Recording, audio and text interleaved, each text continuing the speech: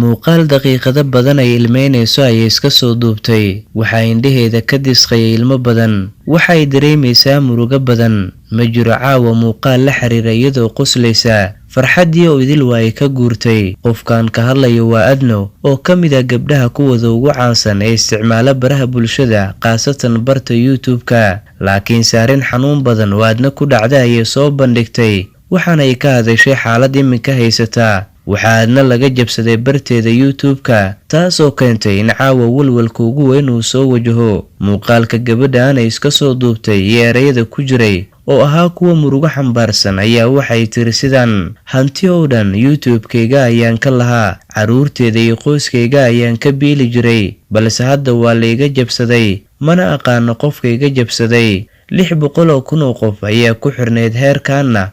waxaan ku gaaray waa taageerada aan ka helay bulshada Soomaaliyeed. tani markii la iga jabsaday habeen iyo maalin ma seexanin. waxaan dareemayaa walwal iyo sidoo kale murugo badan. sidaas waxaa tiri Adno u ilmeynaysa, isla markaana muuqaal yar oo ay iska soo duubtay ay kaga hadlaysay YouTube-keedii oo laga jabsaday. waxay sheegtay gabadhan in muddo badan YouTube-ka ay isticmaalaysay, si dhib badanna ay ku gaartay inay ku xirmaan barteeda YouTube-ka dad gaaraya 600,000 oo qofood.